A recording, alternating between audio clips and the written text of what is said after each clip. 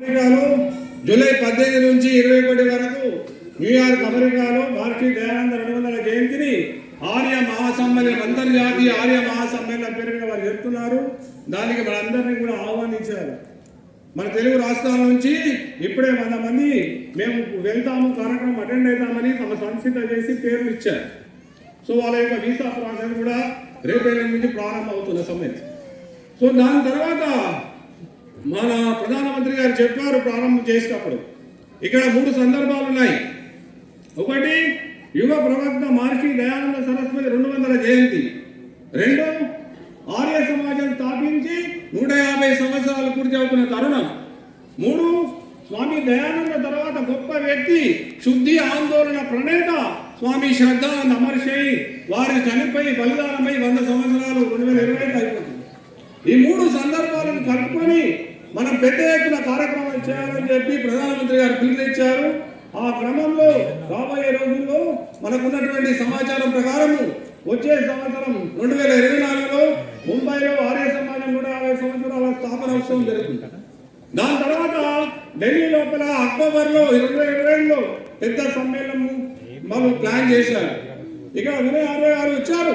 వారు నేను కోరుకునేది ఏంటంటే, आप कार्यक्रम आर्य महासम्मेलन नॉर्थ इंडिया में उत्तर भारत में करते आ रहे हैं. आपको मालूम है कि हैदराबाद प्रांत आर्य समाज का घर था. आर्य समाज के सत्याग्रह करके कई लोग बलिदान दिए. तो पूरे साउथ इंडिया का एक केंद्र है. मैं आपसे तेलंगाना जनता की ओर से निवेदन करता हूँ कि एक आर्य महासम्मेलन हैदराबाद में करें. मुख्యంగా ఈ దయానంద మహర్షి మనకి ఏమి ఇచ్చాడంటే, కృణ్వంతో విశ్వమార్యం ఆయన స్లోగన్. ఇది ఎక్కడో ఆయన సొంతంగా ఇచ్చింది కాదు, వేదాల్లో నుంచి తీసి మనకి ఇచ్చారు. మనం ఎలా అందరినీ ఆర్యులుగా చేయగలం, ఇంటింటా యజ్ఞం చేయించాలి. అప్పుడే మనం ఆర్య సమాజం అనేది ముందుకు వెళుతుంది అని నేను దృఢంగా అనుకుంటున్నాను. ఎందుకంటే గత 35 సంవత్సరాలుగా నిత్యం అగ్నిహోత్రం చేశాను నేను. ఆచరణ చేసిన వాడు కనుక అగ్నిహోత్రం చేయించితే దాని యొక్క మహత్వం చాలా గొప్పగా ఉంటుంది. నా తల్లిదండ్రులు 50 సంవత్సరాలు మించి నిత్యం అగ్నిహోత్రం చేశారు. ఇప్పుడు వాళ్ళిద్దరూ లేరు, కాలం చేశారు. వారిని ప్రత్యేకించి ఆర్య పురోహిత సభ బొంబాయి వారు పిలిపించి ఆహ్వానించి వారిని సన్మానించారు. అలాగా ఎవరైతే నిత్యం అగ్నిహోత్రం చేస్తారో మనం అలాగే నిత్య అగ్నిహోత్రం తయారు చేయాలి. ఇంటింటా యజ్ఞం కనుక చేయగలిగితే, ఎలాగే ధర్మతేజ్ గారు ఊరూరు ఆర్య సమాజం రావాలి, ఇంటింటా అగ్నిహోత్రం జరగాలి. అప్పుడే మనం కృణవంతో విశ్వమార్యం అనే పదానికి అర్థం వస్తుంది, మనం చేయగలుగుతాము. ఈ రకంగా ఎలా అయితే ఉత్సవ కమిటీలు మనకి 3 ఇప్పుడు 200వ జయంతి ఉత్సవం జరుగుతుంది దయానంద మహర్షిది. అలాగే ఆర్య సమాజం పెట్టి 150వ సంవత్సరం జరగబోతుంది. తర్వాత శ్రద్ధానందుడి బలిదానం 100 సంవత్సరాలు అయింది. ఇలాగా మనం ఏదో ఒక ఆ యొక్క కార్యక్రమాన్ని ముందుకు తీసుకెళ్ళడానికి అవకాశం కలుగుతుంది. మీరందరూ అవకాశం చేసుకుని మంజుశ్రీ గారు చెప్పినట్టుగా ఎంతో కొంత సమయం మనం దానికి కేటాయిస్తే తప్పకుండా మనం అందరిలోకి తీసుకెళ్ళగలుగుతాం. నేను పూర్వాశ్రమంలో ఇంతకు ముందు ఆర్య సమాజానికి ఇప్పుడు అధ్యక్షుడిగా ఎన్నుకున్నారు. వీళ్ళందరూ నా యొక్క ఆచరణ చూసి, అంతకు మించి నాకేం గొప్పదేవు, నాకేం కొమ్ములు కూరలు ఏమి లేవు.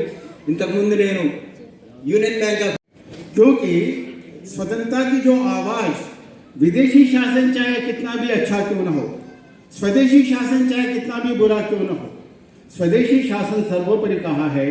स्वतंत्रता की सबसे पहले आवाज़ अगर किसी ने उठाई है तो महर्षि स्वामी दयानंद है. महर्षि स्वामी दयानंद को जो स्थान मिलना चाहिए था वह आज के समाज में नहीं उपलब्ध है.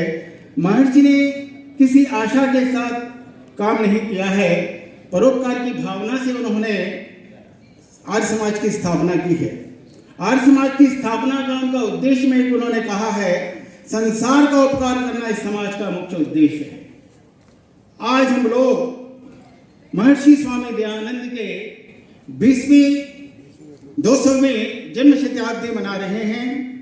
और ये जो जन्म शताब्दी मना रहे हैं, इसका सरकारी तौर पर यशस्वी प्रधानमंत्री नरेंद्र मोदी जी ने इसका उद्घाटन किया है, इसका सर्वाधिक श्रेय अगर किसी को जाता है तो गुजरात के महामहिम राष्ट्रपाल देवव्रत जी और आर्य प्रतिनिधि सभा दिल्ली के माननीय भाई विनय आर्य जी को जाता है। यह हमारे लिए सौभाग्य की बात है, विनय आर्य जी हमारे मध्य उपस्थित हैं। विनय आर्य जी को मैंने जब से देखा है, आर्य समाज के प्रचार प्रसार में अपना पूरा जीवन लगा दिए हैं। उन्होंने कई महासम्मेलनों का आयोजन किया है, दिल्ली में 2 बार मैं भी गया है, न भूतो न भविष्यति के तौर पर उन्होंने वह कार्य किया है।